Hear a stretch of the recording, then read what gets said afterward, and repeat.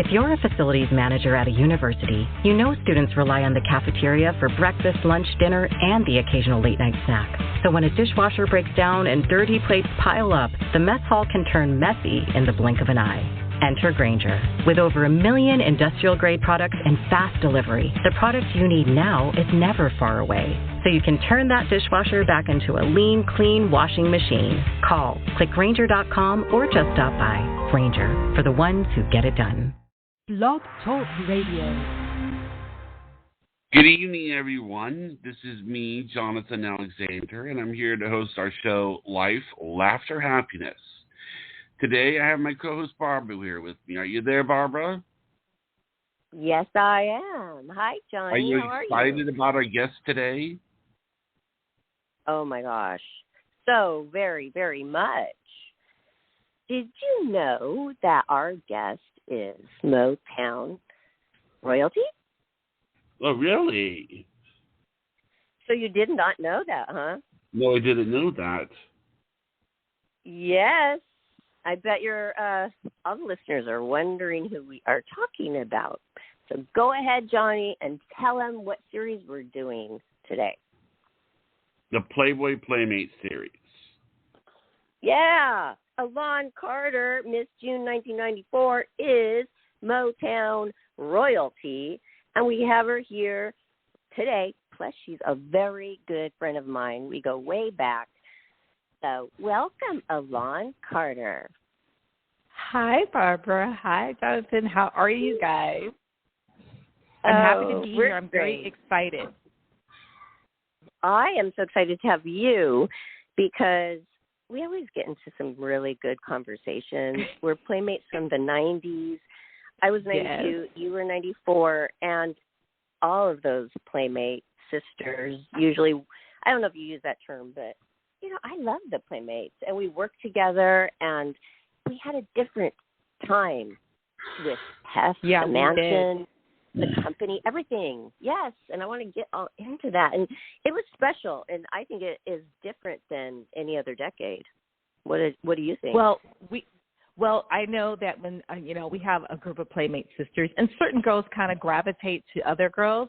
And when people bring Barbara up, I just start laughing. And I always tell people, you know what? Besides us being friends for a long time, we used to always work together because we were, we always did the mansion parties, but we got into the most shenanigans. And I used to crack me up. I used to tell everyone, really? Barbara's one of my favorite people because she makes me laugh because you used to cuss people out, not in a bad way, but I used to sit back and laugh. I have the funniest I'm laughing stories because about that was what I was going to say. I was going to bring that up when we talked. You were saying, gee, well, when I talked to you about Elan Carter, I talked to Elan, and I said, do you know Barbara Moore? And you went, yeah, she cusses a lot. Oh, my gosh, Johnny, you're not alone then. Because I get after Johnny a lot because, I feel like I should be living in New York. I'm fat. I want to move on this stuff. And I get snappy. I do, but it's in a funny way. So, and everybody says that on. They're like, you make me laugh. Funny. Barbara, you didn't know you were funny. And that's why I would laugh because everyone has a different personality. And whenever we would work together, she would do stuff. And, I will go off on people, too. I have a potty mouth, but only when you have to really put me there. But people would do stupid stuff, and Barbara would just say anything, and I would just start cracking up. I have a couple of really funny stories. I don't know if we can talk about any of them, but one that sticks in my head is the limousine. Did you remember when we worked and we did the limousine, and we had the photographer in the limousine? Do you remember that story? What the photographer did, and we had to get out, and we were filming, and we all had to trail out the limo because we were filming something. We're on Sunset. Do you remember that story? I do know that you stayed with the limo, and we were mad at the photographer. What did he do? Oh my gosh, how could I forget this? I was like, before we went on air, she's like, remember this? I was like, oh my gosh. But now, okay, can I say this on the air? Can I say whatever? Am I allowed to tell anything? We are, we're over 18, yes. Okay. You're going to make me, I'm going to start laughing. I got to get the story because I want to be able to talk. He crop dusted us, and he got out the car. Wait, I already missed it. What did he do? He crop dusted us. Do you know what that is? No. Explain to her what crop dusting is. And then I don't know what that means. Crop dusting? You don't know what crop dusting? You ever go out into a store and you walk into a cloud and a smell hits you and you're like, what the hell? Who did that? Or you're in the elevator and somebody walks out. That's crop dust. In the limo. Yes, in the limo to all of us Playmates. It was we were in the car and we were getting out and I guess he bent over to get out, and that is the first time I've seen Barbara go off, and I literally cried all night laughing because I couldn't finish shooting. We shot all night and I just couldn't stop laughing. You cussed the man out so bad. He was so embarrassed. This is funny. I can see myself doing that though, because I have boundaries. I'm so nice until you cross that. You that was crossing. I wanted to say something. Elan, I want to make sure that you notice this. This is something about how it's. I did an impersonation one time of what it's like to talk to Barbara when she complains about something, and it usually goes something like this. She'll start off really quiet, and she'll be like, "I went out to a photo shoot tonight, and the photographer wasn't there." What? Oh God, Johnny. You're talking about my intonation, how I speak. It goes up and down. Yes, and I guess that's exactly what happened. One minute you're screaming. The guy got out of the... Okay, Johnny. Well, the guy got out of the limo. And I think it was an accident. I think he just kind of bent out, and he turned so beat red because they had all these Playmates in the back of the car, and we're filming. We had to keep going in and out, and I think he accidentally must have busted one when he got out of the limo, and Barbara goes, "Did you just effing bust your ass?" Because she went from quiet and she wouldn't let it go, and the man was so embarrassed. I started feeling bad. It was so funny. She says, "God damn it!" It was just me and Barbara in the car, and we're like, "What the hell?" And we couldn't get out because they were filming. So they were like, "Guys, you gotta wait." We're like, "No, get us out there!" Oh my God! She's like, "Get us out the damn car." And the man was so embarrassed. She didn't let it go. So we filmed for 5 more hours, and she would not let that go. And I swear to God, ever since then, every single time we did a job, she would just do something crazy, and I just started laughing. It's the way she does it. It's just really funny. Oh, and people say that I'm not even saying anything funny, but they laugh. Echo always says that too. But, oh my gosh, that was a funny memory, but it obviously was not a Playboy photographer. That was no. But I hope that all of them are listening. They're going to laugh, and they're going to say... You said I could tell. Oh, gosh. Go ahead. I could just picture it right now, that these photographers are going to say, if they hear this, "I'm glad that wasn't me." How embarrassing. I don't let But it was funny, though. So it must have been me, Elan. How could you get that confused with any other Playmate? I mean, that was a funny story. It was me. Oh, my gosh. Well, I'm sorry. I hope I didn't embarrass you too much. No, you didn't, because you weren't like she. Like some of the girls try to be really cool, and I was like, she's really cool. Like she could laugh and have a good time. And whenever we worked together, it was always a story that we always had, like an adventure. It was always really funny. So we just had a good time, even though it was like back in the day, and even though it's an outlandish story, it was just like that kind of broke the ice. I'm like, this girl is hilarious, and then we just kind of clicked. And but no one told Barbara what to do. Barbara was funny to me always.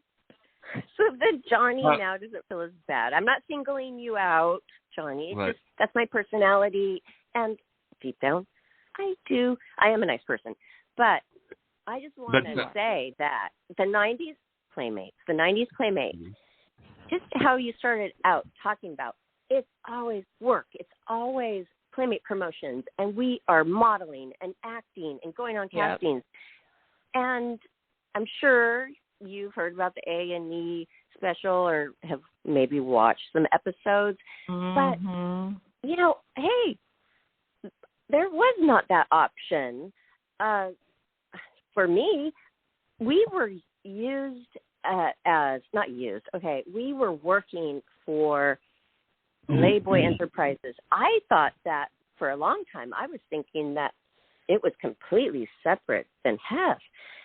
But I'm now not thinking that it was. But when you're working there so much like you and I did, traveling and shooting, because we're there and we want to be models and actresses, and Playboy's helping us, and it's wonderful.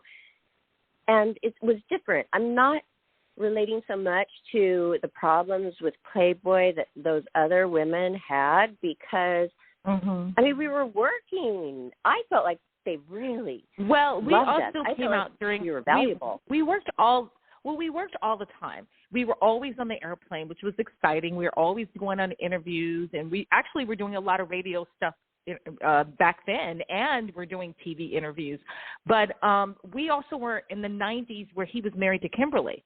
So because we came out during that time, it was very professional. It was more like modeling. So I actually haven't watched the Playboy stuff. My son has been watching it and telling some of the stories. And he said he saw me in a picture with someone the other day when they were doing some of the stories up at the mansion. So I don't think there's a group of girls that experience some of their issues. I don't discount and say they didn't go through that. I didn't personally, but I can't say someone else didn't because I didn't have that experience. And he had a type, though, that he liked, and I wasn't that type, so I wasn't worried. I always felt like it was professional, but I grew up in a background where I had a famous father, and so I grew up in entertainment, and I was doing well as a model before I did Playboy. So because of that, I didn't. That's right. Okay. And so I didn't have to. It wasn't new to me, this business, and so I didn't have to do certain things. I think some of the girls that come to the mansion, it's so overwhelming, not being exposed, some of them from small towns. I think some of them were vulnerable because they were afraid to say no, and so they got caught up in some of the things, not knowing what they were getting into. And then as you get older and your interests change. Yes, and they're saying, wow, I look back on it, and this is what happened. So I don't discount that things didn't happen. I'm not going to say it didn't because I don't know. I've heard stories. When during that time, I did hear stories. Oh, really? And I didn't really hear anything. I did, but before it doesn't matter. I want to hear. It's hearsay. Well, I mean, but it's the thing is, we worked. We worked all the time. We did all these jobs, and we met lots of people. It was a great opportunity to parlay your career to the next level. I think that looking back now, because Playboy, the whole icon is gone, and I realize even more now how valuable it was and still is. My mother was a Playboy bunny in her Great Gorge in New Jersey when I was a little girl. So that's kind of how the magazine. Right, and she was dating my stepfather then. Right. So I have a picture of her. Okay, in the bunny costume? We would love to interview her. We interview the bunnies from the 60s and 70s. My friend Sandra Costa. Yeah, she was in the 70s. We're not Playmates, but they have so many great stories.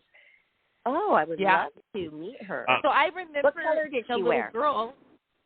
She had this orange one she liked a lot, but they had different colors. She would have different colors. And I remember going to Great Gorge with her when I was a little girl, staying in the cabin. Like she would go and work that night, and then the girls had a cabin up there, and I would stay in the cabin. And is this a New York go to work. Or this is New Jersey? Okay, it's in New Jersey. The Great Gorge is Club. One of the most famous ones. One of the most famous clubs, the Great Gorge one. I've heard of this. So, wow. Yeah. And she had positive experiences? Magazine. Yeah, she did. She said that, she said it was hard work because her feet hurt because they were on their feet all day. And they were, like, from a different time, so they had to hold their trays a certain way. It was totally different than the bunnies that came out later. So that part of it, she said was difficult. They were just models in bunny costumes. I have a question. Yeah, they weren't the waitresses. Now, the only reason I want to go ahead and ask this is because Barbara hasn't asked this yet, but the only reason we do this series is because we like to find out how you became a Playmate. So, Barbara, is it okay if we ask her that now? Well, sure, but back to being Motown royalty. Okay, that's fine. That's fine. Just make sure we ask. I just wanted to remind you about that. Otis Williams, one of the original founders, and she's gorgeous. Okay, Oh, I'm going to let you. Barbara's always had one of the best bodies, and she still does. So what happened was I was modeling, and actually was overseas modeling. I had just come back from living in Austria. I was living in Vienna, and I had done a lot of music videos and commercials. And back then, where there was no internet, so it was the catalog. So I was like the catalog queen too. And I used to always meet my mother for lunch because she worked in advertising during the day because my agency was up the street, and I would always go in the building. She worked in the Playboy building. And so they kept saying, the security guy kept asking her who I was, and she's like, that's my daughter. He goes, well, you know, Playboy's upstairs. She goes, she's not going to do it. So anyway, they asked me a couple of times, and then one day I come in, they had some Playboy people there, and I was in the lobby, and they approached me, and they said, well, just come test for it. And I was like, yeah, I didn't think anything of it. And I was nervous because even though I was a little bit more curvy, I did more like bathing suit and lingerie stuff too. Yes. You know, How old were you? Curvy, and I was like, yeah. I was like 21, 22. I was 20. I was young because I think when I came out, I was like 23. So anyway, I tested, and they asked me to do it. So it went on for like 6 months off and on. And then one day, I don't know what happened, but I was like, yeah, my dad's one of the Temptations. They're like, what do you mean? You didn't tell us that. And I'm like, oh, you didn't ask. Because it was so normal to me. Wow. I didn't think anything of it. And so they were like, really? Can we go to one of his shows? I was like, yeah, sure, come on. And so they came to one of the shows, and they asked me to go on stage because the Temptations always do a rendition of My Girl and bring the audience members up. Well, I can't sing a lick, but they had me do it anyway. And so he actually is on my front page. But I had been shooting for 6 months before they even knew that. And then, you know, you see a lot of people. Oh, thank you, Barbara. And you too. And then people would see me at the mansion. They would do the parties, and they would go like Berry Gordy, Smokey Robinson. And so they were like, oh, well, that's Otis's daughter. What are you doing here? You know, they all knew who I was. That's funny. And that's how that story is. It's surreal, really. You know, because. Yeah. So. Well, I mean, were you ever thinking when you were really young, around 12, around teenage years, about Playboy at all? No, I didn't even think anything of it. I knew my mother had been in there. And now that I have 2 kids, my son was having some issues in school last year because his friends kept saying, oh, yeah, your mom's in Playboy. And they kept bringing my pictures up and showing it to them and everyone around the school. And he had an issue with it. And I said, well, you know this. You know it's going to come up. But if your friends are still looking at your mom from 1994, then you should be happy. Yeah, that was so long ago, and they're still looking at my pictures. It's very awful. I want to say something about that because I want to say something about that, about kids and everything. What it is that what I like about it is that what Playboy does, and this is sort of the way I think Playboy does it, is that every Playmate that I've seen has been gorgeous, but they're different. They're not all the same. Like, I don't know. I mean, I'm going to go ahead and bring this up again, but whenever I think of Barbara, I think of something about Mary. That I think of Mary when the movie's something about Mary. But that's okay. So I'm super nice, but not. Well, is that what you have super nice, but what I'm saying is, super nice, but it's always like. In the movies, they always bring out some drop-dead gorgeous lady, but she doesn't have any personality. But when something about Mary, the lady did. That's why I compare her to Barbara, because, Barbara was super nice. You know? I get it. Hold on, Johnny. But, what the point he's trying to make is that he used to have stereotypes about Playboy Playmates until I started working on Life, Laughter, Happiness 3 years ago. And then he's realizing, and I started bringing on the Playboy Playmates. I think you're the 26th one we've interviewed. And he's realizing, oh, my gosh, these people are nice. That is what I wanted to Well, they are nice. Not just you're not just you're nice, but you have a heart, you have a soul, you have a life, you have feelings, you go through hard times, Exactly. And we want to showcase that. And I also want to say something else. No stereotyping anymore. I want to say one of the things that I also noticed is this is one of the fun things about interviewing a Playmate, and you both do this, but actually it's all of you seem to do this, but it's a great thing that you do this, is that you're prepare freaks when it comes to getting things ready, which is great because that means that the show is it turns out wonderfully. Barbara's a prepare freak, but that's great. You know, she always loves to make sure that the YouTube, and she knows what I'm talking about. The YouTube, yes, Twitter. But Johnny, may I add something to that? I like to prepare, but I am not a freak about it. That is your wording. I go wrong and wording. look at the bullet points. You know why? I want it to be organic. I don't maybe want to know every single thing. I don't. Yeah, I'm not saying you're a freak. I'm trying to be positive about it. Yeah. Okay. Okay. Thank you. Anyway. But you know what, girls? One thing about Hefner, when he chooses girls, and I didn't know that, like they really kind of look at your background. And, you know, you go through such a process. I know some girls that have tried out for and they've tested, because they make you test for like 6 months before you really come out. They really prepare, maybe almost a year. And so they get to know your personality. And I think some girls, they just don't make it. They just can the shoot and go, you know what, we're not going to pick this person.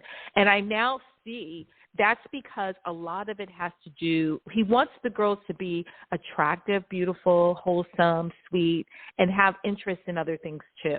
So he seems like he picked, when they say the girls next door, he also wants to have women who want to be mothers and have kids and also a good person as well as be pretty. He was very into that. Like he wanted to know the background of each and every one of us. So I think he did a good job of that. Especially when he was married to Kimberly. Kimberly was pretty on about what kind of girls and what kind of etiquette they should have. She was really good with the 90s girls were very much like that.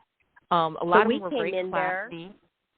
We came in there just thinking that's how it has always been. And I'm now seeing that it wasn't all about business. It wasn't about book, and Playboy promotions getting better for us and getting more money for us. I mean, we came along, I really believe, at just the best time.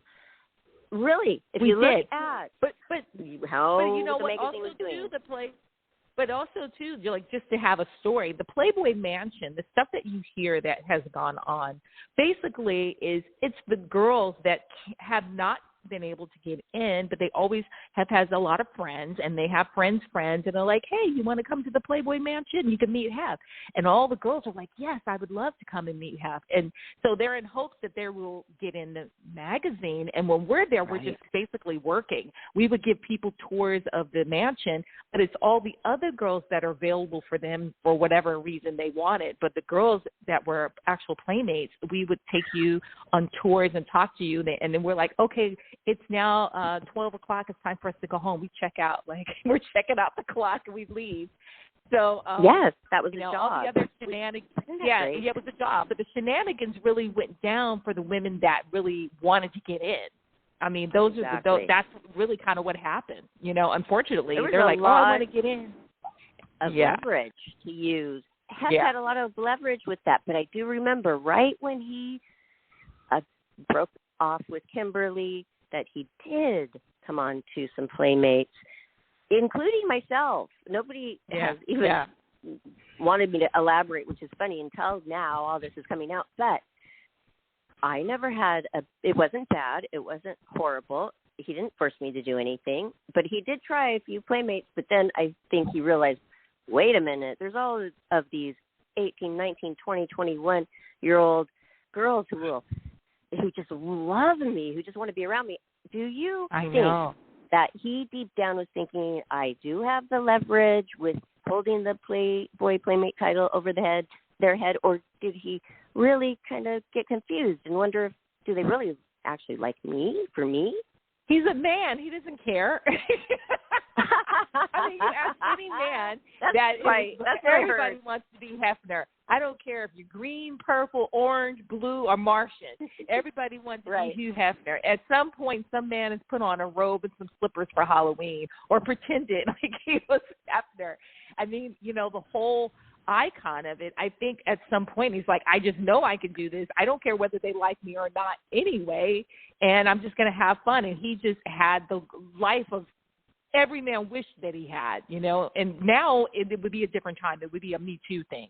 But we glorified. Oh, yeah. I'm glad he missed that. But a lot of it was exactly what you would get in trouble for. Like, you would get in trouble for it now, but he had a great time. It's like, of course, I mean, any man would have loved to be in his position. He could do lots, and I'm sure he tried it. He tried it all. Why not? That's what he represented.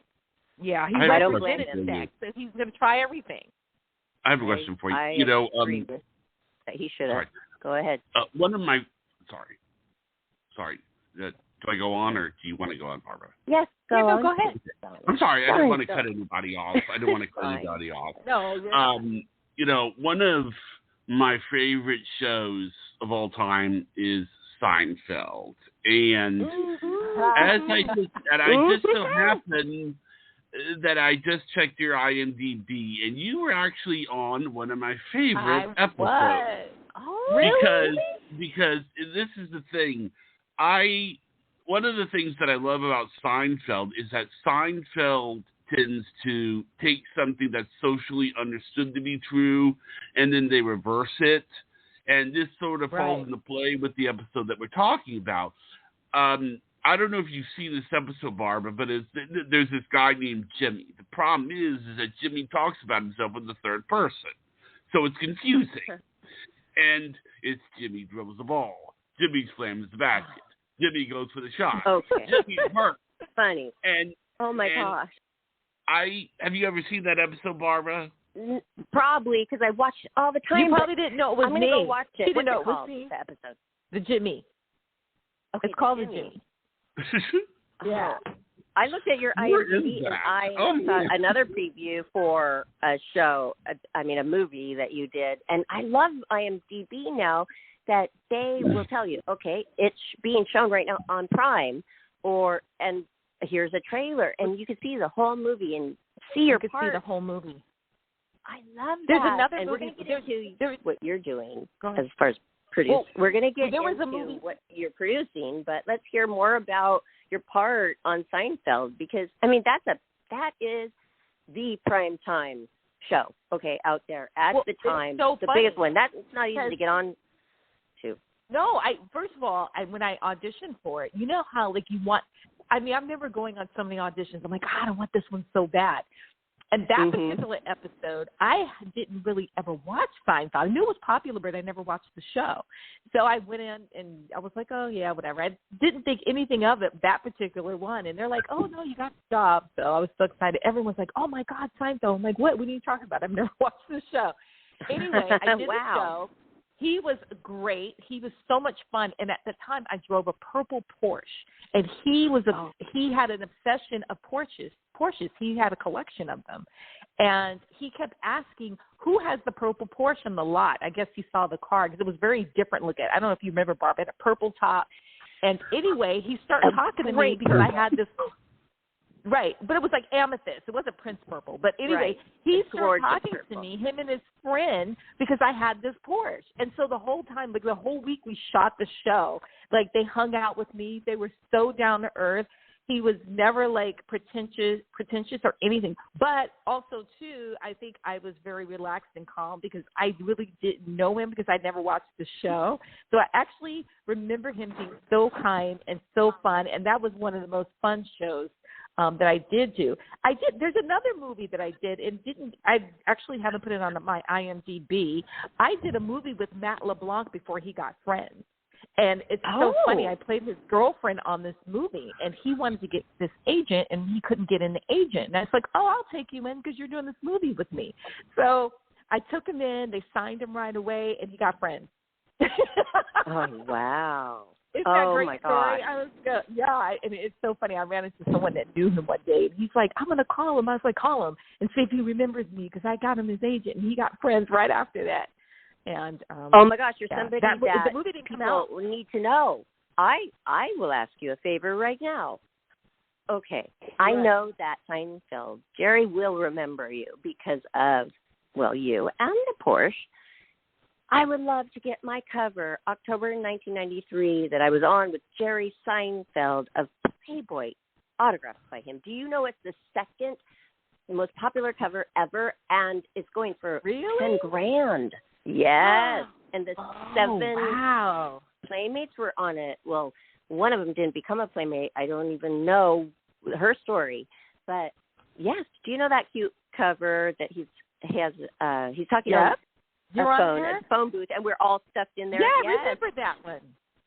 I did that right before you became a Playmate, October 93. I didn't know that. 94. And I'm on there, and it's so popular. And so that must mean that Playboy had a very good relationship with a lot of shows. Seinfeld, they would like to use Playmates. They put him on the cover with Playmates. I mean, that was unheard of for a comedian to do that. Do you know that? That's why it is so expensive right now. It didn't happen very often. So, and I did a job maybe we also could with ask Jim him. Carrey.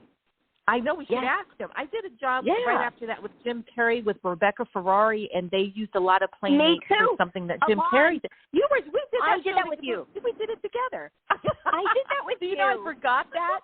I forgot about it, right? And Rebecca Ferrari said, you did that job with me with Jim Carrey. I'm like, what are you talking about? I never did that. And she goes, do you not remember? I'm like, of course I did not remember. You know why? Now I figured it out. That night that we filmed, do you know that was the night they had that big earthquake in 94?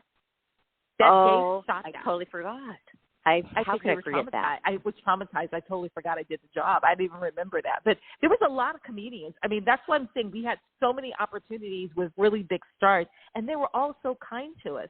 It wasn't like anyone was like not respectful or cordial. They weren't like overstepping any boundaries at all. They looked up to Playboy. Have you ever met Larry David? Up to the Playmates. Oh, yes, I haven't met Larry David, but he filmed his show down the street from my house, like the last season, and we would see him on the street all the time because he would be down there filming on the corner. I have a picture with him just at a celebrity ski event. So, but you are so right about how we have access. I mean, not even access. We're working. We're elbowing. We are rubbing elbows with these celebrities. It becomes so normal to us. There's so many that we work with, but it's so nice to hear that you had such a great experience with Jerry Seinfeld. He was very quiet on the shoot that day with us. Yeah, he was quiet. I do remember. He wasn't very. I think he was like he's more like he's so into his craft that he was really. Right. I remember him sitting there talking off to the side, doing his lines. But I remember him being really natural and just to himself and very like just quiet. Just wasn't. He was young then, I don't know, but he was totally a nice guy. Nothing inappropriate. He wanted everything now, I'm to sure be there perfect. he was a perfectionist. And you were like that. We had to close the shoot down, Elan, for about an hour because he said, I am not wearing that shirt. The stylist got all kinds of clothes for him. He's like, I'm not going to wear any of those. And she had to go back out. That is so funny. He had to go back out, and he knew. It was so easy. He knew what he wanted to wear. He wanted to wear one of those mock crop turtleneck, not a total turtleneck, and he wanted it to be purple, long sleeve with jeans. He knew what he wanted, but why did he want that? Yeah, because he had an image. He created the image. He knew. That's why he did very well. Yeah, he's a talented guy.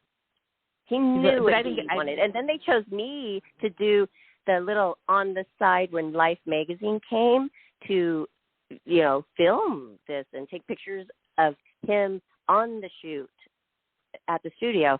I was the one who got to play with him with the powder puff, and that's in Life magazine, which I'm very proud of because Life magazine, who gets to be in that?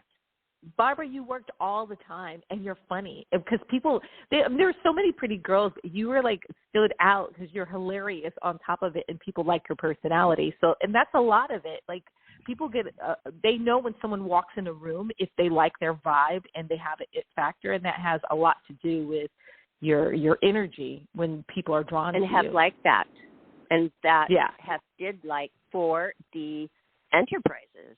Because we were working, and he realized, wow, hey, look at this talent I have. I don't think it was like that so much in the 70s, and it started in the 80s. For us, it was perfect. Yeah, I think we had a little bit more. I think because he was older, we probably had a little bit more say-so, and because he was just getting at the age where he would let us be ourselves. I don't know, but I would think that some of the other girls from like the 70s and 60s. It's probably an era where he had more control over everyone. You know, we were a little bit more opinionated. You definitely were more opinionated. But I was too. Well, do you think I would just let you say whatever you want. What would override it? Okay, Playboy, who the Playmates were working so much, making a lot of money for the company, and then the Playmates would go to the mansion, kick up their heels, get wild, and how you describe me. And then my personality was completely different up there than I'm working, you know, I'm a professional, I'm doing, you know, I'm on time, all this stuff for promotions and traveling around the world. Think that, I mean, I was afraid. I wanted to have fun, but I also, when Hef came around, I was just trying to be on my best behavior. That is, well, you want to represent the company. These other stories. That's what. How'd you feel when you went to the mansion? Well, for us, you know, you want to represent the company, and so you want to be looked upon with class and etiquette. I mean, there's other magazines that we could have done, and we chose not to because it was the whole name that came with Playboy. And one of the things my mother was saying is she was like, "Oh, well, but it's Playboy, it's different." You know, my father, he's like, "It's Playboy, it's different, it's okay." So I think you want to represent that when you're there. But, you know, we also got to go up there and have fun and be ourselves when we wanted to. And we just did the jobs we were told to do because we also wanted to keep working and we wanted to keep making money. And you would hear stories where someone would go on a job and it didn't, you know, work out properly, or girls would get in. I mean, some of the girls didn't get along. That's just what it is. I mean, you put a bunch of women together and sometimes people get catty, so sometimes people did not get along, and you had some of the issues. But for the most part, it wasn't a lot. Get drunk. Because they didn't like it when people would go really and bad. Not represent. You could drink and have cocktails at the cocktail party, but they wanted you to stay classy, and some just went off the rocker. Well, and everyone, we knew that. And so usually when you put a bunch of women together, it could be difficult, but you really didn't have, you may have had one or two, but for the most part, you didn't have a lot of problems because you knew once you were there, you better, you know, represent the company well and do your job. And that's what because we there did, were because big, huge parties like Wet and Wild. They would take 30 Playmates but there's, say, 700 at the time, 700 Playmates. I mean, they all want to do it, except for the ones who are older, but they choose. So you have to, the first impression is a very, very important thing when you go to a big company like that, because they don't need to give you a second chance because they have so many behind you that are so gorgeous and ready to do a good job. Oh, there's so many pretty women, and it's like being in a candy store. It's like you have a variety of whatever flavor you like, but all of them are beautiful no matter what flavor it is. But I remember we did the Wet and Wild in Las Vegas. Remember, we had the party and we did that. So we did so many fun things, and I think it kind of subsided because as Hef got older, it was too hard, and they were trying to keep the mansion up. So we really got a lot of opportunities in the 90s. I think that probably would be the most fun time, I would say, Playboy probably had. Because they had money. They had money. Yeah. They were sending this all over the world, traveling, and different countries were popping up with their brand new Playboy magazine, with the brand new Playboy centerfold right there. And we did that. We were promotions. We really helped that company. I feel that Hef loved us. I feel that he cared about us and did care. I don't believe that he did not care, which were some comments on the A&E special that Hef just treated them like they were garbage, pieces of meat, and he did not care about them. But I think that was not true at all. But there's you know what, Barbara? Go ahead. No, Johnny, hold on. No, sorry, Johnny, hold on. I need her rebuttal first, please. I know. No, Johnny can talk. I know. What I was going to say is there are some girls, though, I don't think he cared for. There are a couple that I don't think he liked. I would hear stories of some girls. I don't know about him being rude to them, but I do know I've heard people that were there, that worked there, would say, it's not his favorite, and he probably was standoffish. Oh, really? I never heard that. But I don't know. I wasn't there. Like I said, I don't validate and say that what the girls are not saying is true because everyone is different, and you're going to treat people different, and everyone's personality is different. Right. So it depends on the girl and their experience. When you have a girlfriend or a boyfriend differently than you treat like everybody else, I mean, that is different. The girlfriend and the wife, the spouse, is totally different. Being married and dating is like night and day. It's not the same experience. So, well, let me ask you this. Why do you think that Hess went along Kimberly's way when that was so seemingly out of his character, and then hasn't really done that for anybody else? But you know what? Kimberly was very classy. She was more of a model, like with one of the big agencies. I think she started having kids with him. And so I think he had a different kind of respect for her. I think that he was actually happy for the time being. For whatever happened in their relationship, I think probably because he's so much older, Kimberly may have outgrown him and then probably look back and go, maybe I should have stayed. I don't know what happened. But it was nothing bad. It was a different type. Yeah. She was a different type of woman from what had come through there. And, I was around her a couple of times, and a couple of times that I've been around her, she didn't seem like everybody else that had come through there. That's probably why he was attracted to her. Oh, yeah. So, and I think after you're being married, then he wanted to go back wild again. He's probably like, oh, okay, now I can store my oats. I'm going back buck wild. I don't know, but he's probably but they didn't break up because of that. They didn't. Well, so that is amazing. But she also had rules. Like, she wanted the playmate to look a certain way. She wanted only certain type of play. I do know that. She was really instrumental, I heard, in picking some of the girls. How did you she was have heard so much insider stuff? I want to know. Yeah, I can't tell all of these things now. Because she never – sorry. Oh, I'm so sorry I interrupted. But, I mean, she never does interviews. So you found out.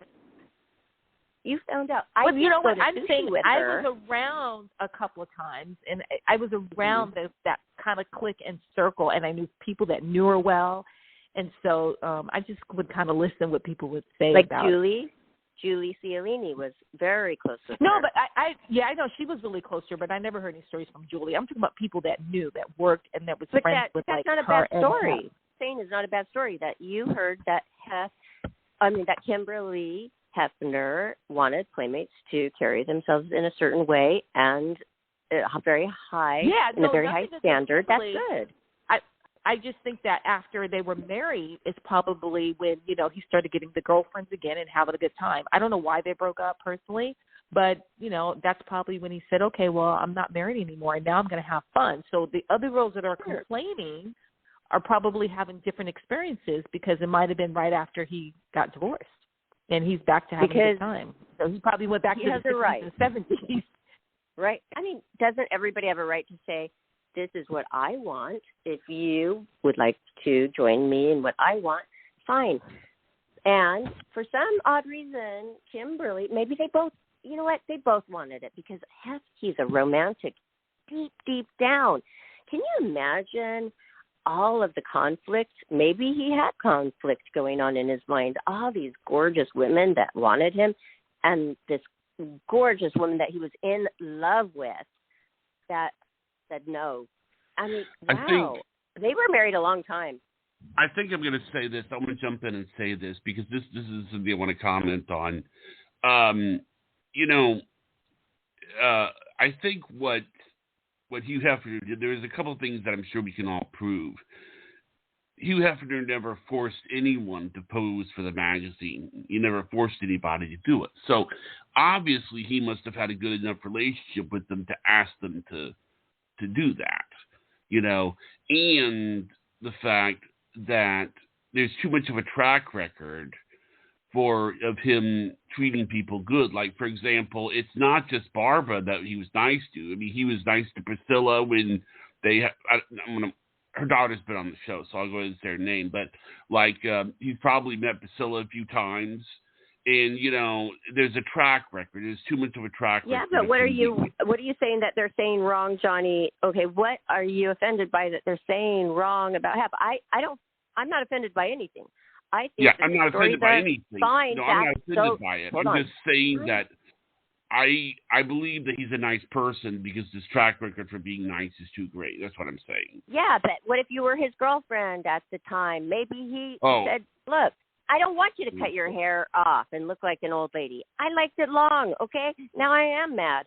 I've had boyfriends that get mad at me for more than that, right? What are you saying that's Johnny, offensive? as a man, I don't know anything Johnny. about that. I don't know anything about that. Johnny, let her finish, please. Sorry. No, so Johnny. I was going to say, Johnny, as a man, does sex have anything to do with you being nice or like No. I record? guess what I'm trying to say is that he was polite with everybody, and it seemed like he was treating everybody good. That's all. I don't think it's. Well, you know what? Okay, so but the process of getting in the magazine, most of the girls like submit themselves or go through someone to get in.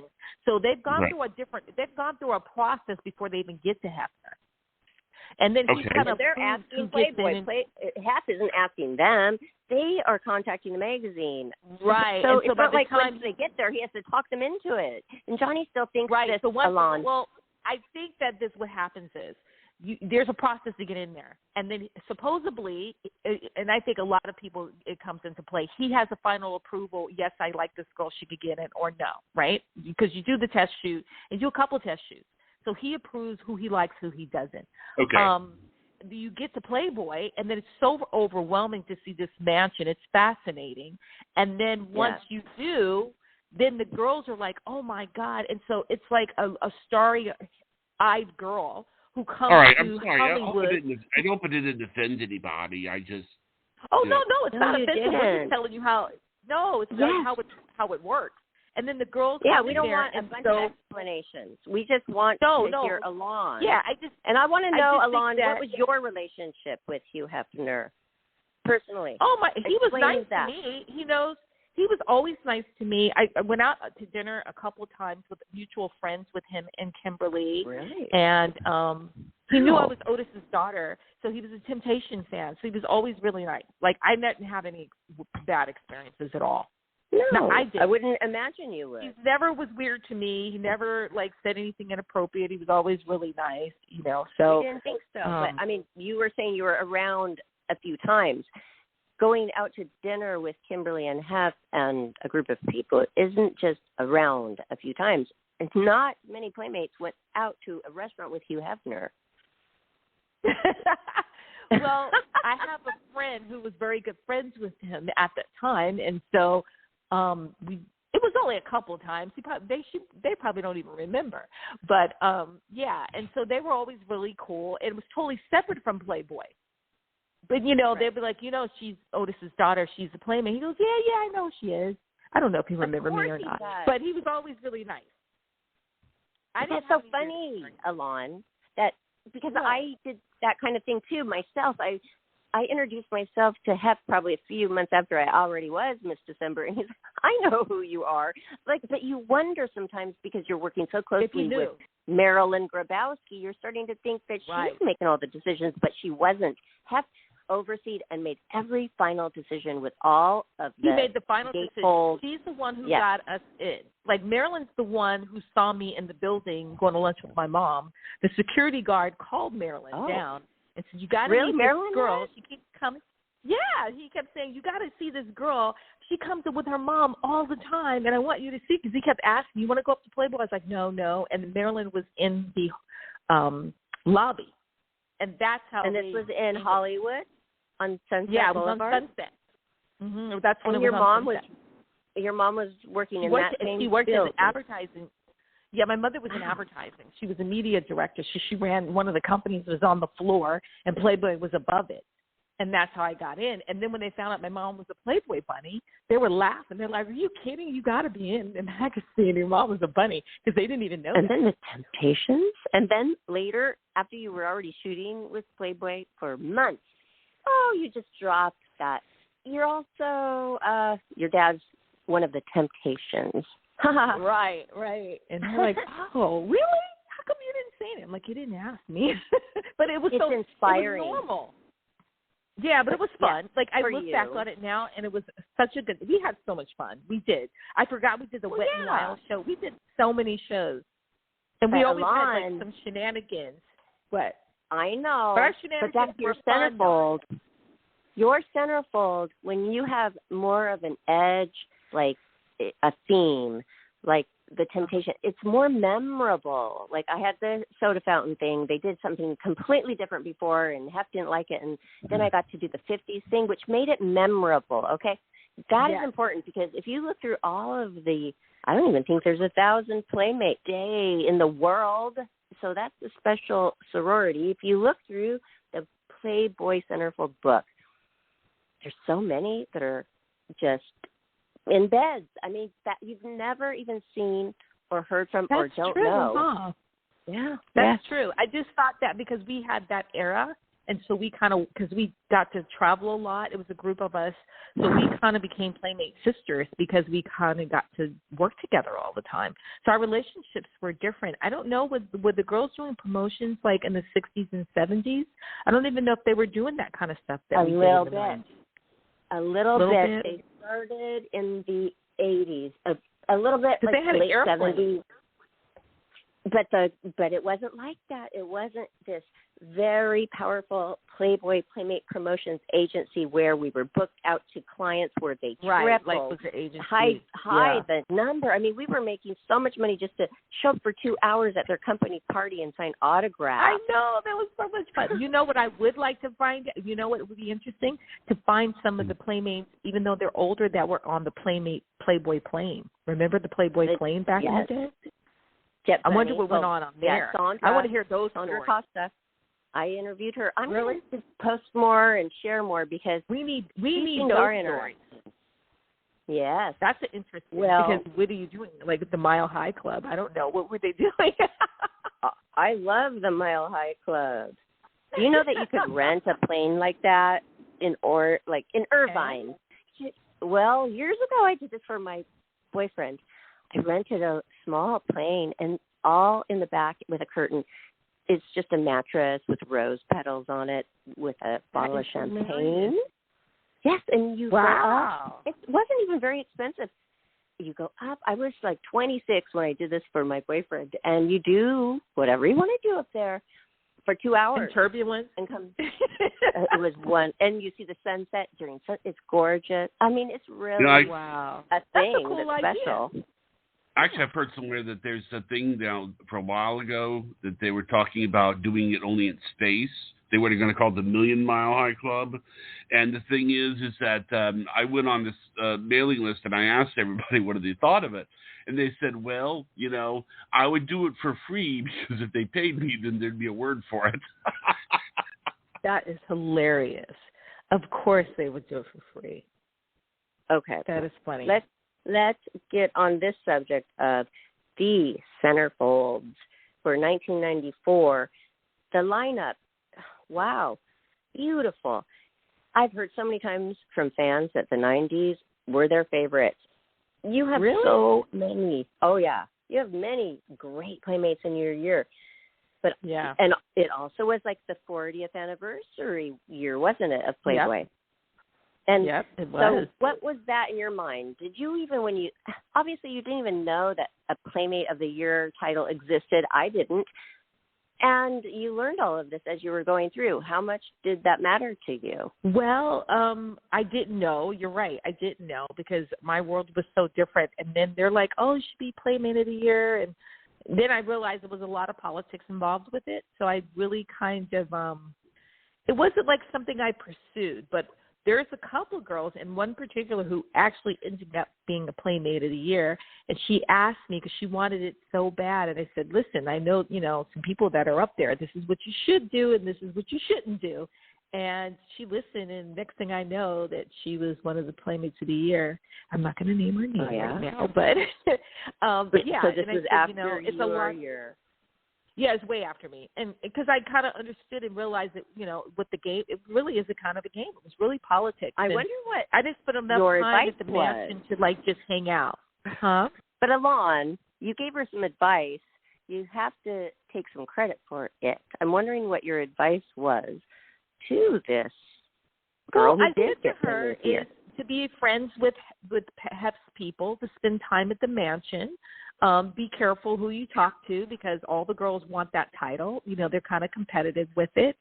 And I can't remember, Barbara, that was a while ago, but I told her But be very nice, professional. Yeah. Just you know, yeah, she was really obvious, nice and basically. sweet anyway. Yeah. Okay, let me ask you this, though. When wasn't it 1999 when Hef and Kimberly broke up?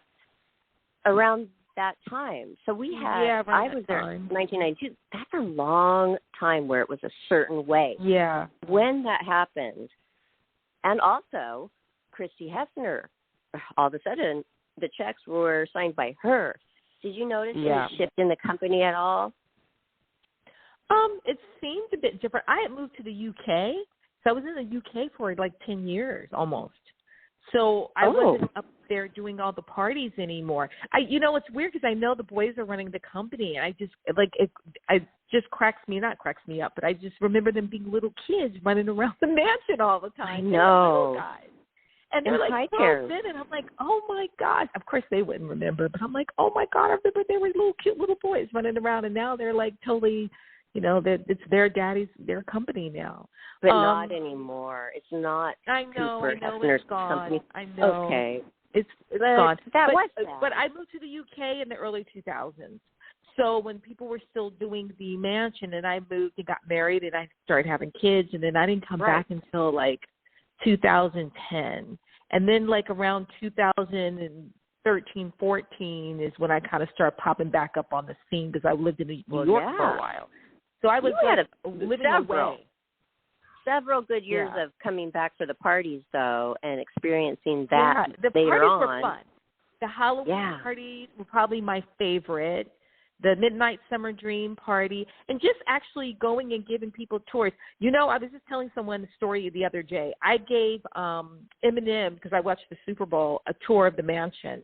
And he was like the sweetest, shy kid. I mean, we gave a lot of people, but the reason why I remember him is because, Hef only allowed his friends to come up there, really. And then so people were, the younger playmates are like, can you kind of start opening up and letting younger people come? And so Dr. Dre came and did like a whole hip-hop party. And I remember I was laughing. I'm one of the two ethnic girls. And I was like, oh, dear Lord, they're going to have a fit. There's these rappers on the grotto rapping, right? That is funny. I was cringing. I was like, he's going to have a fit. Wow. Right? And so this young little thought up the idea. The little dude comes up to me, and I'm tall, so I'm like, he's like, hi. And I'm like, hi. And they're like, oh, he's like, can you give me a tour of the mansion? I'm like, sure. And, of course, I love the animals. I want to go on the birds. And I was talking to him, and we were having fun. He was shy, and his album was coming out. It was a listening party. And he's like, yeah, that's my record. And I'm like, really? He's like, yeah. Didn't think anything of it. Talked to him half the day. It was Eminem. That's one of the stories I think is quite funny because he's so sweet. And I see him now, and he's like totally like Mr. It's just that he broke out, but he was really a kind of a shy guy. You would not know who he was if you saw him at that time. Hot. And he's still right, hot. he is. Today. And he broke out his 14. album. All of her friends. Oh, my daughter is 14. Yesterday, one of her friends was over here. I said, have you ever heard of, this band or that band? I'd like to know. Oh, her favorite white rapper, she has to say, is Eminem. They left after this guy. He broke his album at the Playboy Mansion. It was a listening party. His album wasn't even out. And he's like, and it was Dr. Dre, and I have a picture of us at that party because someone showed it. And I was like, oh, I remember that. I'm in that picture with Dr. Dre. And I'm like, why am I in that picture with Dr. Dre? That's when he hadn't even released his, so you can tell your daughter, he hadn't, no album, no nothing. He was a listening party. And that's where he broke his record. And, it was one of the private parties. Hef's not going to really, I didn't see Hef as doing anything like, oh, you guys just decide. No, I really do believe that why wouldn't he make final decisions? Yeah, he made a decision on everything. Stuff. It was his final say-so, and then he would come out, and then the people would go crazy if he just came out in his robe. They're like, oh, my God, it's Hef. They loved it. Because the men I want to ask you about, there is a centerfold in your year. Do you know all of your centerfolds? This one is Miss September. Who's that? Kelly Gallagher. Maybe if I saw her. I know Ginny. I know. But I wanted to tell you this. Manager. She's so beautiful. White skin, gorgeous. But I know her story, and she doesn't care now. She just doesn't care if anybody ever knew she was a Playboy Playmate. But I got really close with her, and we just, you know how you have a kindred spirit with somebody, and you click. And I was her one Playboy Playmate that she would like to contact to hear everything, what was going on, because she didn't care. And she just merely did Playboy to get I think it was $25,000 to pay off her school loans. And you know what? Her real name, she would show me her blueprints. She was an architect and a interior designer, and she would take me to her little cute apartment and show me her blueprints. And I mean, I feel like I'm still just straight out of high school. You know, I'm so young, but I couldn't even believe it. This place was neat as a pin. Did you know that she became world famous interior designer? I found her in all of the fashion interior design. She has her own very large studio on Melrose with the furniture and the design. Kelly Wursler. Yes, Kelly Wursler is her real name. No, and but I'm going to go and talk to her. I want to remodel. I'm going to do my house. I'm like, hey, Kelly, remember me? Like, no, I think that she should tap into that because, I would love to get back in touch with her, and we just lost contact. But doing the show has gotten me back in contact with so many of my favorite playmates, I don't remember her, including you. Maybe if I saw her. Well, yeah, I mean, hello, in my year, I don't even know what happened to Katie Cantrell. And did you know 3 playmates in my year, 1992, are deceased? Who are you talking about? Who died? Who passed away? Sloan. Do you remember? Sloan. I remember. I do. I remember her. I she used to work remember. with us all the time, and I liked her. She was so sweet. I was sad. And remember, you were saying that Playboy really looked into your background. This was true. And they didn't want you to be a stripper. They wanted you to have all of the attributes of the girl next door, which normally was not a stripper. And they frowned down upon that. But I don't think that they found out. Right after Playboy, she went straight into stripping. And I was in Vegas. I was with a group of people. I went in. Oh, Tiffany Sloan is working here. Oh, my gosh.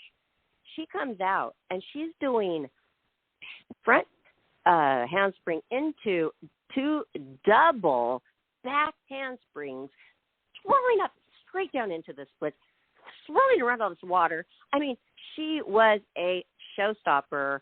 She wasn't just a stripper. Wow. I mean, she was an acrobatic strip. I mean, I've never seen anything like that in my life. And you know, even being in a strip club made me feel uneasy because I don't want these girls to be doing that right in their face. You know what I mean? Yeah. But when she came out, I got it because I said, well, why you have the Playboy Playmate title? You are this year. And she was holding my hand and kneeling down in the club. And she said, I cannot make nearly as much with Playmate promotions. Especially that I can in make Las here. Vegas. Yes, but that was her mentality. Imagine. Yeah. But see, that's what Hap did not want to get. He didn't want to get somebody like that. Because guess what? He didn't want to get somebody like that and have all the playmates be, you know, stripper. Because not that I am judging her as being a dancer or a stripper. I know that kind of atmosphere breeds some bad, seedy, horrible people. And that was her demise. And I think that's why Hess has those strict rules. Okay, the second one was Anna Nicole Smith. She was in my year. Yeah. Oh, she was. Oh, she was so pretty. Oh, my gosh, one of the most beautiful faces. So we all know about her story. And the most recent, which was only about 4 years ago, which you didn't hear about, was Stephanie Adams. Miss November, before my month, December, she committed double homicide. She threw her 7-year-old son off. What did she look like? She was Afro-American, model in New York. Playmate? Yes. Wow, and she killed herself? she was in a dispute with her I'm going to look her up. About. I have a question. It was very sad. No, hold on, but I'm not done. She threw her 7-year-old son off of the 8 stories off of New York, right in the middle of the city, and then threw herself off. I mean, that is so tragic, and that's 3 in my year. If you're gonna, first of all, you can't kill yourself, and if you do kill yourself, don't kill your child. You kill yourself, not the kid. What's wrong with you? Like, leave the kid. The kid didn't have to be here. How old are your children? Like, exactly. Don't kill the kids. You take yourself out.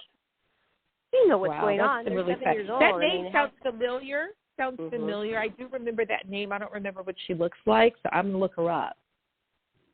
Yeah, and that made big, huge headlines. But, hey, my point is that Hugh Hefner tried with his guidelines. He tried so hard to get the women in the magazine that he felt had promise, they knew manners. He had them staying in the guest house at the Playboy Mansion at our time. You would have meals with him, every meal. And, not your breakfast and lunch, but your every dinner. And, I mean, you were probably observed, don't you think? And now I am finding out they had cameras in every single room, and I'm thinking back about when I was in that little cottage. Did I do anything weird? Did I talk to myself? No, someone told me about the cameras. I knew about the cameras. I knew about that early on. Also, where the monkey cages were, a lot of people, because it was dark over there, and everybody wanted to see the monkeys. Everyone's like, "Oh, let's see the monkeys." That was my favorite. They were so cute, the little spider monkeys, and the owl was back there, right? But it was dark like a jungle in that area. And so my friend who worked there was like, there's cameras everywhere. Don't ever make out or kiss anyone because there's cameras there. He said, and we got so much stuff. Everyone was getting it on in the monkey cages. A lot. I did have sex with my boyfriend during the Super Bowl party in the Red Room. Oh, you did? I have a question for both of you. Can I ask you both a question?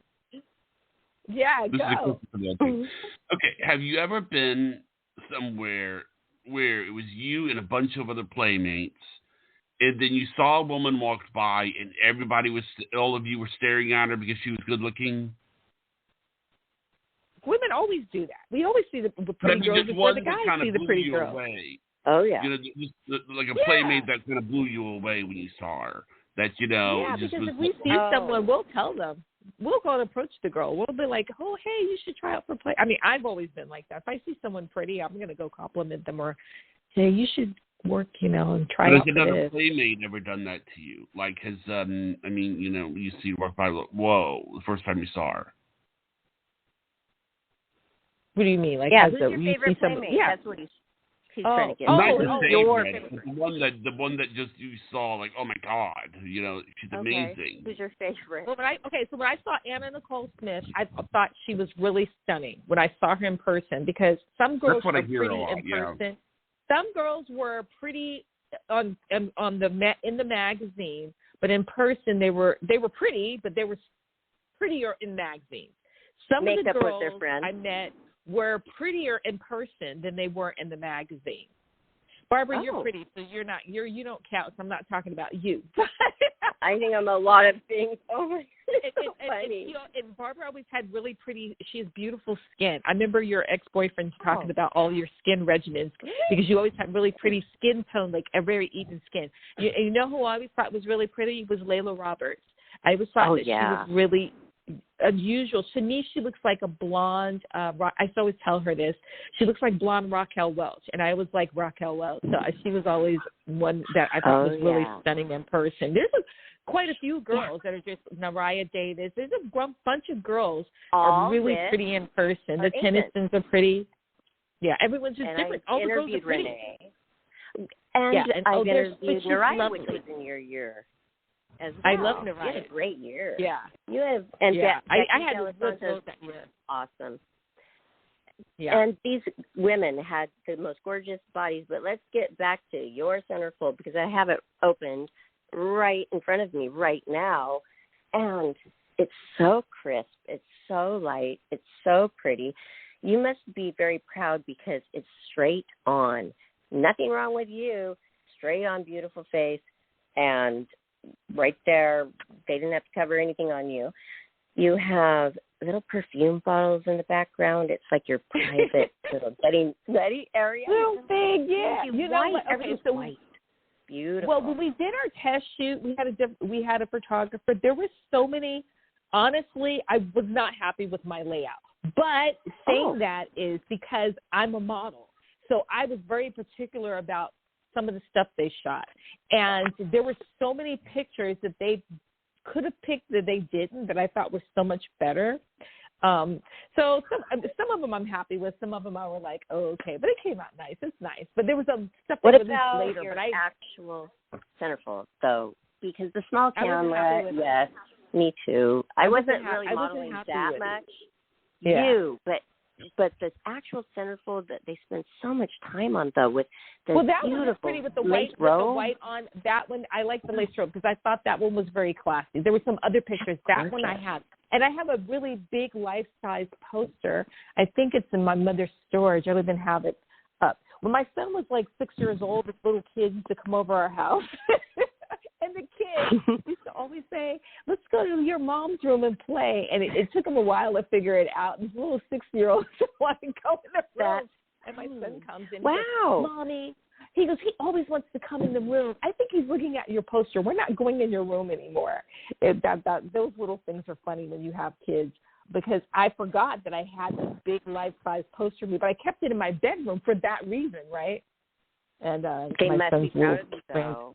Even though it can embarrass them. My son is. It can embarrass them at an age, but deep down, I really believe they are proud of their, beautiful mom. And do you think that Playboy's brand is still? I think he is. But it's still popular, the Playboy brand. It is, isn't it? Because how old are your children? My son is 17 and my daughter's 13. And my son came in last night and he's like, my daughter's 13, and my son was like, I was watching this whole series of Playboy. I'm like, why are you watching? I haven't even watched the documentary. But he said, I saw your picture in there. I saw you. You were standing there with a group of people. And I was like, really? He goes, yeah, Mom.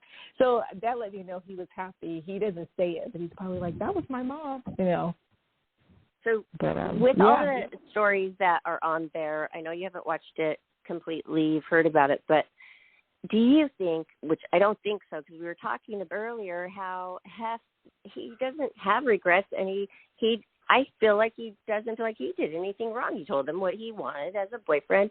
I don't think he wasn't breaking any law. Okay, so do you think that this is hurting Hugh Hefner's legacy?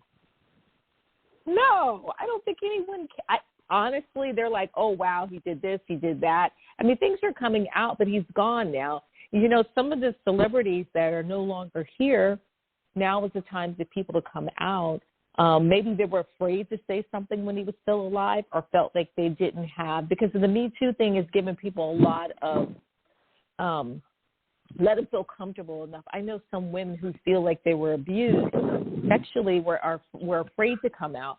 And it takes them to their, to a certain point where they can come out and say it. And I think some women also felt like they didn't make enough money during Playboy, because they did use our likeness and still do, and we didn't make a lot of money, but you got the name and the notoriety, and you could parlay it for your career. And I think going in, you have to know that this is the stepping stone for me to get to the next level. And you had to be savvy enough to realize that, look, I'm going to use this. And then if I want to become an actress or a singer or whatever you aspire to do, like you said, the one girl is now a really well-known interior designer, you have to use it. And I think they had hopes and dreams becoming a superstar, that Playboy was going to do that for them. That's not what Playboy did. That wasn't their job. So I think some people are disappointed. I think that's basically how I can put it. It's just very fair to say that everybody has their own story, because maybe everybody was treated a little differently. My friends, some of them were treated differently. Everybody is. I definitely do that. Yeah. We're human beings, and there are playmates out there, Elan, who did not, in the 90s, did not get one promotion job. I didn't even think about that, because I thought everybody got promoted, did the promotion. No. Everybody's story is so different. the ones that made the great first impression, who did a great job from the beginning, are the only ones that went on. So for the ones who didn't, and like you said, fought with anybody, especially the people who were in charge. Yeah. But some of us got really lucky. You had to get along with the people who are working there, because they are the ones, when you got to the agency part of it, they're the ones that can make you or break you. So if you didn't click with them, you weren't going to work. So you still had to be humble. But like I said, for me, because I had been modeling and I had been in the modeling agency, I kind of knew that there was a certain amount of respect. There was a certain amount of way that you have to talk to them. And it was business. At the end of the day, they may like you, but there were so many girls and so many beautiful girls that it was business, and you had to treat it like it was business. It's not just fun and games and hang out and at click the party. with them. Okay, yeah, and you had to click. Well, you had to be respectful and cordial. Say you did a great job on a Playmate promotion job, but you went up to the mansion. Okay, were you there to have fun and party, or get more contacts, or just look? Or because earlier you were saying we always got into shenanigans, and I didn't even remember that one, the limo. Well, okay. Is there something crazy? No, you know what? It wasn't like it was on purpose, like, okay, we're going to go out and party and hang out. It was never, ever like that. But if something popped up, you were on it, and I would just start laughing. Or if one of the girls would mess with you, you would put them in their place. And I was like, she's feisty. She doesn't take any shit from anybody. And that just made me laugh, because I just thought it was so funny. And they're like, uh-oh, Barbara's going to tell them off. And I go, you go. I used to always say to you, go get it. You go, Barbara. That's why they all thought I would do that one show, Elan. They all thought, because I had that personality, that I would for sure do that Survivor show. No way. I don't like holding my breath underwater with chains on me, or eating, especially eating flies. Oh, yeah. Remember they wanted to do that. No, what show was that? It wasn't that. It was Fear Factor. Wasn't it Fear Factor? Right. They wanted the girls audition for? I was like, I'm not eating any bugs. We're too shishy. We're like, I'm not doing that's nasty. Have you seen it? My husband's friend was one that first started. He was on there, and I think he was like, he won, and he had to eat bugs. And I was like, ew. And I remember they wanted us to try out for Fear Factor, and I was like, I'm not doing it. I refused to do it. It was another thing they wanted me to do. They wanted me to try out for, I think the Tennysons did it, where you had to do those, like the wrestling thing, and then you had to do the sports stuff, and you had to run. I'm not athletic. I was like, I'm not doing that. I'm going to fall. I'm not athletic at all. They're like, you're not. I'm like, no, I that fall whole out in 2 seconds. Contraction. I didn't see that one. I didn't do that either. I didn't do but it, but they had to the go one. I just looked it up the other day. I was trying to find my Family Feud Playboy Playmate show, and there was like 4 playmates who actually did put their head in a cover with all the flies and had to eat strawberries, and they would actually, of course, get flies in their mouth and swallow a few flies. Ew! And they all did it. All of them. All of them did it. I mean, I want to pat them on the back. God, I wouldn't do it. I'm not doing that. That's just flies are disgusting. And I had another thing. I'm really scared of snakes. I don't like snakes. I have a phobia. So I was like, and they had snakes on the show. I used to always see them bring snakes. I was like, there's no way in heck I'm doing that. And they bring a snake. That's it. So I was like, no, I don't want to do that one. But I remember that they had that. Go ahead. About Hess. Do you remember anything that he came up to you personally, looked into your eyes, and said to you that you will always remember? No, he never did anything like that. Not to me. It was just like small talk? Yeah, it was always small talk, and he was always just really nice and kind. Oh, nice to meet you. I mean, I would watch him with other people. And I was kind of shy back then. It was really, believe it or not, I was really shy. You wouldn't know it, but I was kind of shy. So I wouldn't really talk to people that much unless I knew you and worked with you. I wouldn't go up and say anything unless someone would bring me up to talk to him, because I was so shy. He was a little intimidating to me. He wasn't intimidating to me, but it's just more I was shy. when I did talk to him, I talked, but I just kind of like, oh, okay, and I'd kind of walk away. I felt like I didn't want to I always felt like I don't want to be the hanger-on and be imposing, but there's a couple of times like at night when they have movie night, I went up there and it was fun, and then the food would be there. I always thought that was fun, movie night and food night. Those were my fun times when we weren't working and there was like a whole spread of food and movie night. Ever date a celebrity that you met up there? I had quite a few celebrities hit on me, and I dated a lot of celebrities. I don't think I met them at Playboy because they would hit on me, but the celebrities that I did date, quite a few already knew I was a Playmate. You know what I mean? Like, you think they were impressed? So they were impressed by your status. They try to act like, and then I would get phone calls, and I tell the girls, when you first come out, you're going to go to a whole string of celebrities calling, trying to go out with you. Like they would call the office. Can I go out with her? Can this one go out with And go ahead. Yeah. Sorry, I was going to say something because this is what I was going to say earlier, and I really thought about this, that the nerve center of fame in the United States is California, and I'm sure we'd all agree with that. And the nerve center of fame in California is Los Angeles, and I'm sure a lot of people will agree with that. The thing is that, and I'm sure both of you agree with this, that the nerve center for fame in Los Angeles was probably the Playboy Mansion. And because this is one thing that's very unique about the Playboy Playmates, and I've sort of figured this out. You're the one celebrity that other celebrities will seek out, and not the other way around. Yes, isn't that funny? I didn't think about that. I mean, you're more likely to, like, if I take Barbara, if Barbara were to go to a place where there's about 10 celebrities, they will probably seek her out rather than the other way around. Yeah.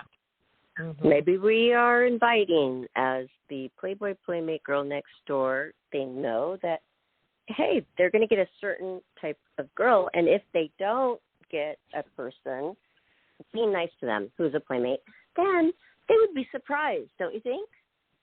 Yeah. The girls most of the girls are really nice, but for me, you have one friend, Playmate friend that you're still close to. I mean, very close to. There's a couple girls I'm friends with. Like I said, I talked to Layla, but I always talk to her on like just Instagram and Facebook. I talked to Susie. Susie, who? I see that Susie Singstock. Talk to Susie Singstock. I talked to the Tennysons. When I see them quite a bit, I was running to them. I talked to Nefertari. I talked to Sierra. I know Daphne Duplay. So, there's girls I talk to on a regular basis. Oh, yeah. Forever. And that, they'll be there for you. And have you had a lot of fans that have stuck with you all these years? What is it, 25 years now? Yeah, I do, which is exciting that they're still like, hey, what's up? How are you doing? And so that's pretty cool. Say you didn't have anything else going on in your life, which you do, which we're now going to get into in a second. But say you didn't, and you had still that Playboy Playmate title, which you always will have. Would there be a way for you to still make money if that's all you had? Yes. You can always find a way to make money. Yes, you can. Isn't that great? But there's a lot of people that like the whole Playboy image, and there's always things that you can parlay it into. So that in itself right there is legendary, that Hugh Hefner created that for us, a platform that we could really always use for the rest of our life. Dolores Del Monte, 1994, was minimum $100 an autograph, maybe more now. But you always have a way to produce. But you don't have to do that. You don't have to just use Playboy, because you have become a producer and you are a host and have hosted many shows on the Discovery Channel. So tell us about some exciting things you're working on now as far as production. Well, now I'm actually, because I wrote some scripts. My husband's in finance, so I lived in the UK. So I wrote a script about called The Trader, which I was shopping. It's billions because it's on TV now. They took my show, but that's needless to say. But I'm working on my book, so I've turned my play into a book called The Trader. It's about Wall Street and the lifestyle. Now, I grew up in entertainment. So I grew up around money and I grew up around celebrities, but when I moved to the UK and got involved in the whole finance part, it's like a fraternity wild. It's literally like a male version of Playboy. It's wild. It's, fun. It's the Wolf of Wall Street. I mean, all the stuff, Playmates is so funny. They would have a group of girls and they would have these girls host their parties, and I would ask them, so what kind of girls do you have? He goes, oh, they were hostesses like Playmates, and I just started laughing. But anyway, I'm working on that book. I have another book, which is about relationships, about the Women's Bible, and that's the name of it. And it's about relationships with a child, and why we pick the people that we pick now. I went back to school and got a journalism degree, so I went into broadcast journalism. That's why I had like the hosting of the shows. And I want to interject something. Yeah. Did Hef help with that? Because I know some Playmates who he gave them full scholarships for college. No, he didn't. But no, I didn't even think about asking when I went back to school because it was after I did Playboy. I wish I would have known because I would have asked. But he did let me host a show that they had on the Playboy channel. It was a group of Playmates and it was supposed to be like an ongoing show. He had a detective show on there for a while that I was on. And then there was a hosting show that I did, and it was live. And there was a whole bunch of girls, and you could call in. It was interactive. It was kind of fun. I don't know why he didn't keep it on. I don't think he liked it that much. He didn't keep it on. We had to change. It was. I have to look back on it, but we did that show on there. And just doing the mom stuff. I managed my son, who is getting a lot of notoriety as far as, because he has my father that's actually, giving him the introduction into the music industry. So he's been doing a lot of TV stuff with him. He just did a song with a rapper called The Game. And The Game just did a song with Kanye West. So, it's kind of coming full circle. So I've been managing my son doing that type of stuff. So I'm still staying in the industry, but I'm coming at different angles. I do, and I know there's a group of girls who have NFTs, which I wasn't even aware of, but I have a group of girls that have some NFTs coming out soon. I love and that. We're finishing it up. So, yeah, it's kind of kind of an active thing. So I will elaborate on it more. I can give me another week or two, and I can elaborate on it more. And and that was something I had to do. Yeah, so I've been doing that for a while. And just using all my avenues that I can to parlay into other stuff. I produced a couple of movies, and now I'm just kind of focused on doing the book stuff right now and finishing that up, because I started writing that book 15 years ago and haven't finished it. So I finally, that's okay. Finally done. I went back to it. Both books I started like 15 years ago, but then I had kids and I kind of got sidetracked. So now I'm back in full force doing everything. And during Corona? That's work. No, just recently within the last few months, I just decided, you know what, I'm going to go back to that. No, well, I didn't do anything during COVID. During COVID, I moved to Hawaii in 8. That is a good decision. That was a good decision. It was like one case. Oh my God! I rented a house, and it was so. I was at the beach every day. It was amazing. So I felt bad because I was like, I got to get out this place, or I'm going to go cuckoo. And it was getting so bad in California, we just left and moved over there. Well, and you have so much energy, Elan. I mean, you have so much energy. I don't have a lot of energy, but I have a whole bunch of dogs. Because you have lots of dogs. Go ahead. Your dogs, but your kids too. Dogs, yeah. I mean, remember 3 years ago I saw you. That's the last time I saw you because 3.5 years. And I thought I was doing this hair commercial with you. It was a lot of people. And you're like, no, it's my daughter. And you have time for yourself and your kids to get them into the entertainment business. Because that's a lot of work because, you have to do your stuff. Taking them around. Yeah.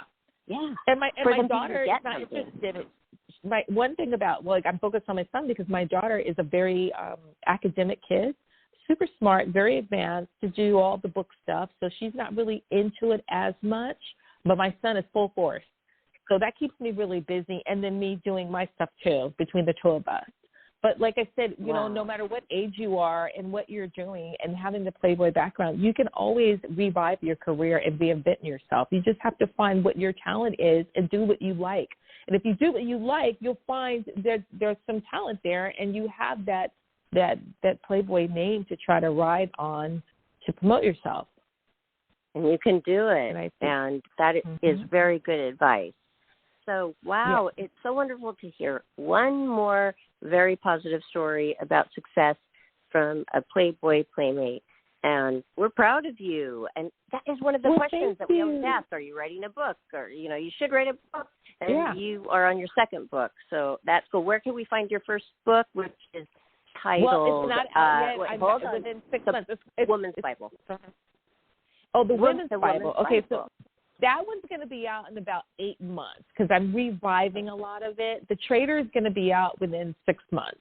So the Trader is just about done. The Trader's really good. It's juicy. It's like a juicy story. A lot of cool stuff. Wow. Well, that is taking a lot of intelligence and probably research and all of your talent to come up with something that is a story that you actually write. And that's not easy. Yeah. So, well, cool. You know what? The Trader is basically like my life story about these guys, and they were like wild. That's why I said it's so juicy, because I just watched what these guys were doing and just started writing about it. So there actually is true events, but I fictionalized a little bit of it. But it's fun. Sounds it's like really interesting. Yeah. So you tied something together. Juicy. We like that, and we do feature all of our guests that have written books. We like that because we will help you, we'll support you, we'll tell everybody where to purchase it. So we can't wait. That's one thing about my Playmate sisters. We look out for each other. I'm proud of you too. It's great you're doing this show, and you've always been able to work and get stuff going. So, you know, we try to look out for each other because that's, you know, it's like a sisterhood for everyone. Yes. And you are residing in the Californian area, like LA area. Where do you reside? I'm in the Valley. Okay. I'm in the Valley. So good, because if you're raised in New Jersey and you've modeled in New York, aren't you kind of torn like between the two? Because they're both great. No, so I left New Jersey when I was a little girl. So I was raised in California. I was raised in the Valley. So I moved out here when I was really young. Yeah. I only moved back for 2 years because after I was in the UK for so long, my husband was working there for 2 years in New York. And I went back and I was like, I don't like the snow, because I remember being a little kid in the snow. So I said, I'm going back to California. I can't take it. I don't like the cold. I do not like cold weather, so I didn't do well. London was like that. I was there a long time. But I love California too, even with the crazies, because we have the crazies right now, but it's still great. I know. I was able to travel to London 2 times with Playboy, and that was amazing. For, you know, the Playboy home video, there was always different departments that needed a responsible Playmate who was really good. Believe it or not, there are Playmates that refuse to do the radio shows. I was on little really fest with fun. I couldn't believe it, because I thought, well, they say you're on the radio show, you're going to go do the radio show. And she's like, I'm not doing it. I am not doing it. Like, she was so afraid of doing the show. So some of them did slip in and were lucky to do a great event, but they didn't really do a good job for the company. And I think I just don't think they were comfortable, probably. Well, thank you, Barbara. You too. You were uncomfortable. They weren't comfortable. I enjoyed and thanks for staying on longer. We could talk to you for I don't mind. 6 hours. There's so much. But you guys are funny. You guys are fun. We are. Thank you. You guys are fun. Well, thank you for coming on. You put the cherry on top of our day today. This was great talking to you. Wonderful, of course, to hear your voice and all the success, and that you continue to succeed. How wonderful Miss June 1994, everybody. Playboy Playmate, Elan Carter. Thank you. Do you have anywhere you want to send anybody if you offer an autographed photo or anything? Oh, or yeah. just follow you on social? I'm Elan Carter-P on Instagram, and I am Elan Carter-Price on Facebook. Okay, so they that's can easy. probably always send me and I'm usually on Instagram all the time, so it's easy just to send me DM me a message, and I'll get back to you. It's probably within a couple of days. Okay, well, or a day or so. Success. Yeah, much success with The Trader, your life story, and we can't wait until it's out. Okay. And we want you to have success with it and not get writer's block, because when you get that and you hit a wall and you don't know what to do creatively, it can be hard. So we will pray that you don't ever get that. Thank you. I've been fortunate. I went to school long enough where they taught me how to get around that. It took a while, but they teach you how to do all that in school. That's another subject, because we talk about all kinds of things on Life, Laughter, Happiness. So maybe we'll have you back on another topic. Okay. But we love hearing about all your Playboy experiences, and your centerfold is so beautiful. Elan Carter, Miss June 1994, and you can find this on our YouTube channel tonight. We are going to send it out to everybody so they can hear what you're doing now as well, in case they missed it live. So, thanks, listeners. Good night, everybody. Bye, you guys. Thanks, Good night. Elan. Bye-bye. Good night, everyone. Great night. Bye-bye.